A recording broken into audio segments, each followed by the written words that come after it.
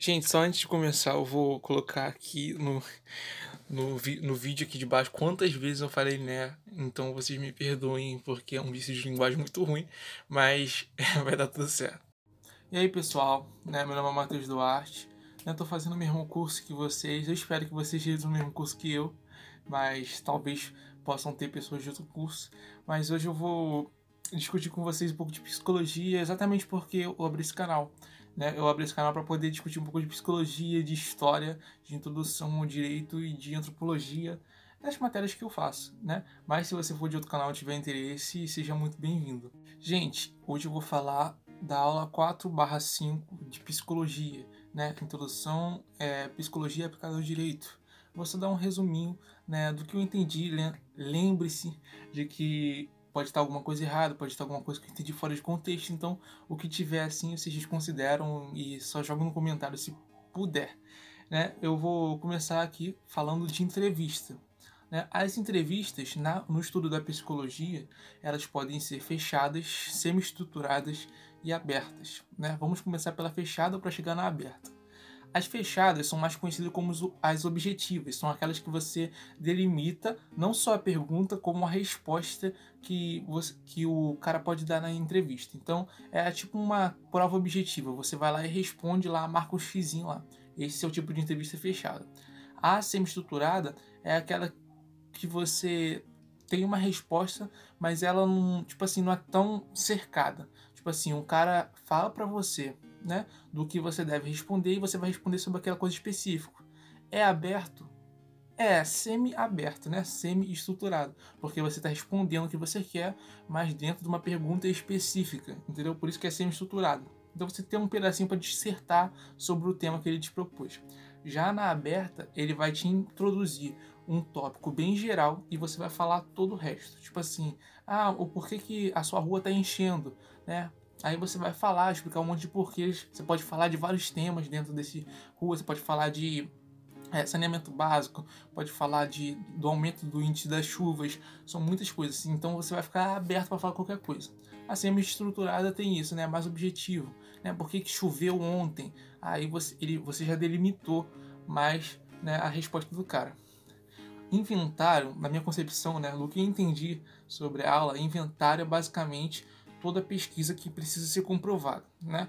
Para uma pesquisa ser comprovada, ela precisa passar por avaliações da comunidade científica e ser testada em diferentes culturas, né? E diferentes países também, diferentes lugares, né? Então, inventário para mim é uma pesquisa que precisa ser comprovada, né? Pode estar errado, pode estar bem errado, mas eu só estou compartilhando com vocês o que eu entendi. Escalas gráficas são um tipo de escala que você pode avaliar algo. Né? Exemplo, de 1 a 5, um exemplo de escala gráfica é quando você tem uma melhor resposta e uma pior resposta. Então você avalia a melhor resposta como 5 e a pior resposta como 1. Né? É um exemplo de escala. Lembrando que pode ser 10, pode ser de 0 a 10. Né? É escala. Né? Teste projetivo. O teste projetivo ele mistura a característica gráfica, que é a característica de escrever e de desenhar, com a característica da entrevista, porque a gente está falando de entrevista, a gente está falando tudo de pesquisa de entrevista, né? Entrevistação, que eu ia falar, mas não é. O teste positivo ele se baseia, né, em você pegar um desenho que a pessoa fez e juntar com as características que ela apresentou na entrevista. Se ela desenhar uma coisa e apresentar outra coisa na entrevista, né, pode ocorrer que ela esteja dissimulando, né, tudo aquilo que ela desenhou. Né, ela pode estar mascarando o caráter dela. Então o teste positivo é basicamente isso. Você associa uma coisa gráfica a uma forma de entrevista, né, que pode ser aberta, pode ser semi-estruturada. Entendeu? Então essas coisas têm que bater para a pessoa ter uma personalidade bem ela. Teste situacional, essa daqui é mais fácil, né? Quando uma pessoa tipo numa entrevista de emprego ou numa entrevista de estágio, você é apresentado uma situação e as pessoas vão ver como você se comporta, o avaliador vai ver como você se comporta em determinada situação.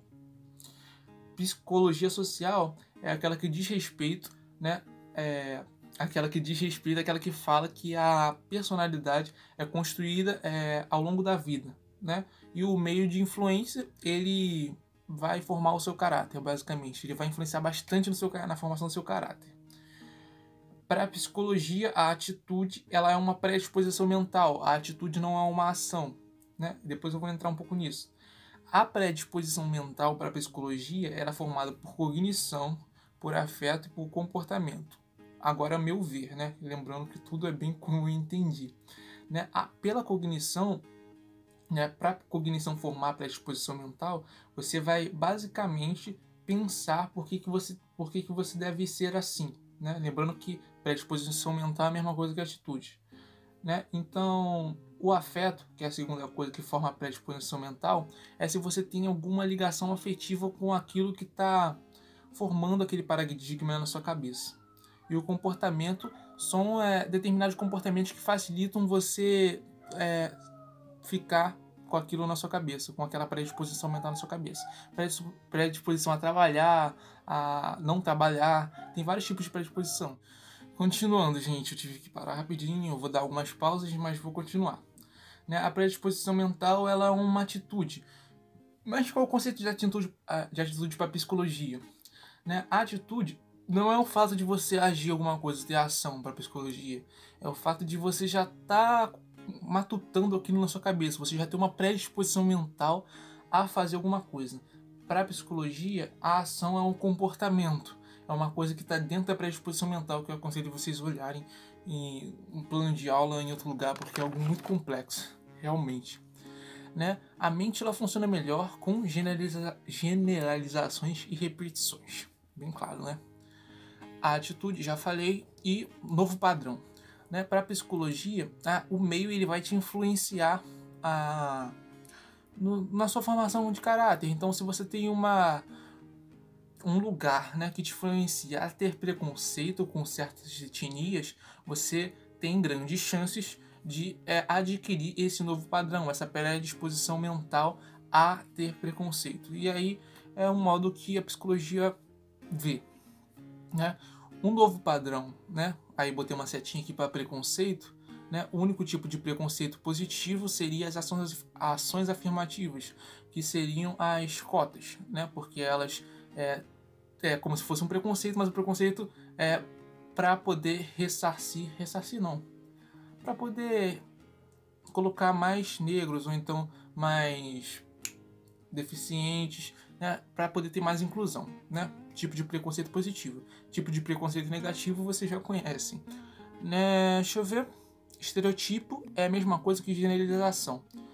Então, para a gente ter um estereotipo, a gente precisa observar e generalizar. Tipo assim, todo chinês é inteligente, né? A gente observa as coisas feitas pelos chineses e a gente pode generalizar que todo chinês é inteligente. Esse é um estereotipo, uma generalização.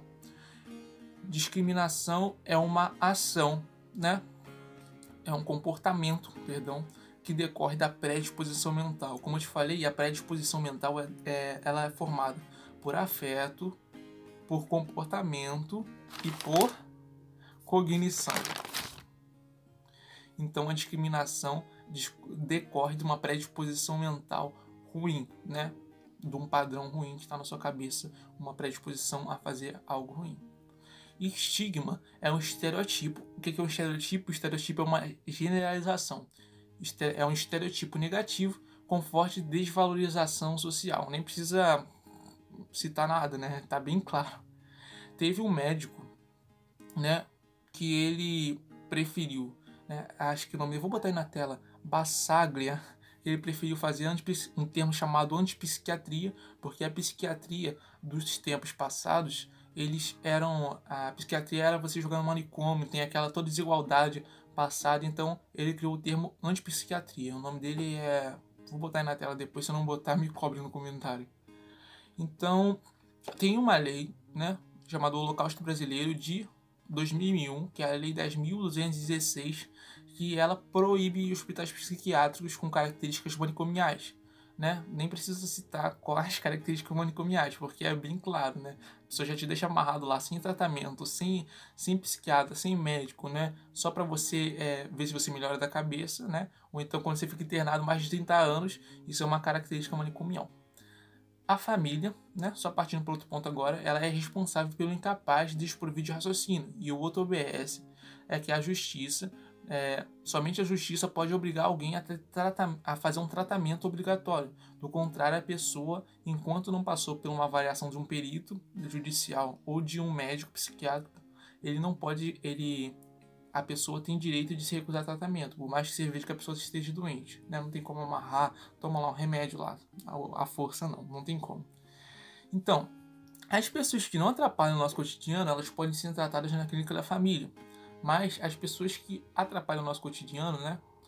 São as pessoas que ameaçam, são as pessoas que fazem agressão física.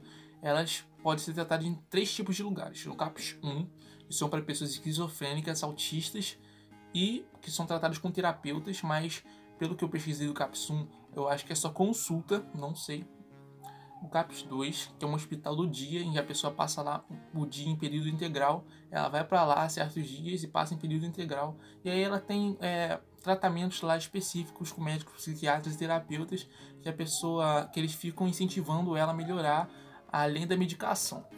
Então, nesse CAPS 2, a pessoa vai lá e passa em período integral um tratamento bem legal para ela poder voltar à sua sanidade. Lembrando que são pessoas que atrapalham o seu cotidiano, vão para esse tipo de tratamento. E o CAPS 3 é um pronto atendimento para a saúde mental, é tipo uma UPA, né? Que a pessoa pode passar 24 horas lá tendo uma emergência psiquiátrica. Então, ela pode ficar lá no máximo 3 dias de internação, né?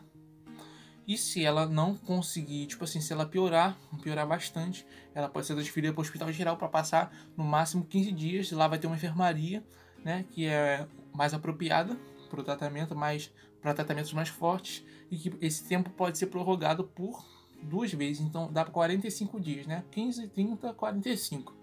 Né? E esse tratamento do hospital geral, ele é simultâneo com o tratamento da família. Né, simultâneo com atendimento para a família saber como lidar com esse tipo de situação. Então, esse tempo de 15 dias e esse tempo de 3 dias são tempos científicos, né, que que são reconhecidos para efetivar o tratamento do paciente. Né, não é um tempo qualquer. E é isso, gente. Eu espero que vocês tenham gostado desse resumo dessa aula de psicologia, que eu não sei se é aula 4 nem aula 5, mas é o finalzinho. Vou botar aí no título do vídeo. E se vocês quiserem mais resumos como esse, de aulas, sei lá, mais difíceis, que você não esteja entendendo, alguma coisa assim, né, algum termo, tipo Introdução ao Direito, que é uma aula mais pesada, eu peço que vocês comentem, né, aí faz essa aula, comente seu pedido, e se inscreva no canal para você receber assim que eu postar outras aulas aí, que o canal eu criei agora, então tem 0 inscritos, mas eu espero que vocês possam compartilhar também nos grupos e compartilhar com as pessoas, tipo assim, não entender psicologia, vai lá, que esse cara tá explicando lá, é maneiro. Então, obrigado e bom estudo para vocês.